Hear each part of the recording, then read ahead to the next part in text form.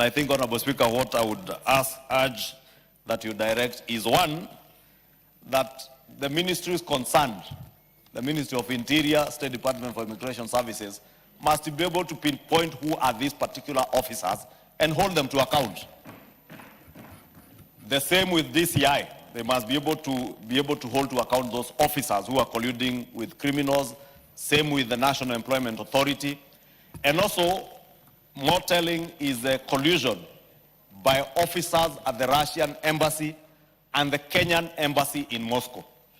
Our ambassador in Moscow must be able to identify the officers within the embassy that may have colluded with these criminals to facilitate the travel of innocent Kenyans to be able to go and work in the front line in a battle area. And Honorable Speaker, you know, government offices are not to be used for criminal activities. And therefore, our embassy must be beyond reproach. It must be the place where Kenyans in that country or anywhere in the vicinity can seek refuge. But it can't be a place that a few officers within the ministry facilitate criminals to lie to innocent Kenyans who may not know the circumstances that are there in Russia.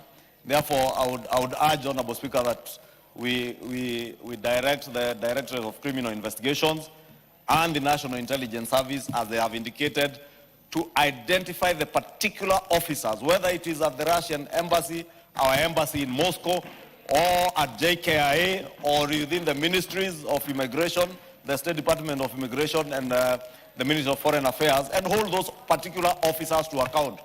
Because they have made other Kenyans lose lives, others suffer in a battlefront, and of course the emotional turmoil that the families of these young men, and I presume they're all young men, young men who have gone to Russia are going through. And we watch them every day, Honorable Speaker, on national TV, families crying out.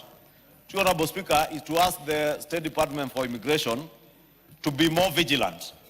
Because you see, when JKIA is closely monitored, you hear now they have moving through South Africa, Uganda, and other neighboring countries. And that explains, Honorable Speaker, why you see a number of the victims, many of them are from the western part of Kenya, because of the proximity of the border to Uganda and the other countries on the west of our country, where they can now get through, even those who are going to South Africa, to be able to leave the country. Lastly, Honorable Speaker, let me take this opportunity to urge Kenyans.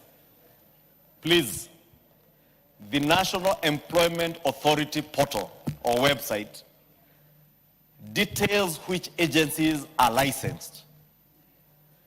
Whenever anybody seeks to recruit you for kazi maju, confirm with the National Employment Authority website on their portal, or just place a call to them and confirm whether that is a legitimately licensed agency. Because if you are recruited by an agency that is licensed, then the NEA is able to follow up with that agency. But if you go to rogue agencies, then they will call you, they will take your money, as you've heard, Kenyans have lost their money, and they will take you to those battlefronts. But those that are legitimate under NEA will never take you to battlefronts. They will take you for legit jobs or legitimate jobs abroad, or what is called kazi maju. And I have seen the Cabinet Secretary for Labor, the Honorable Mutua, in many occasions explain to Kenyans how to go about getting kazi maju.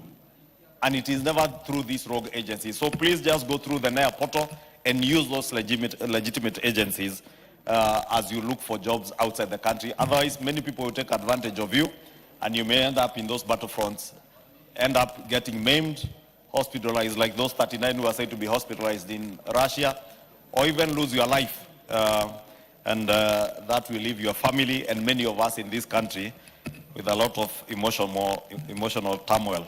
Honorable Speaker, with that, I submit, and I hope Kenyans have heard that it is only them that can assist these investigative agencies by also collaborating with them and adhering to the set rules and standards on recruitment under kazi maju.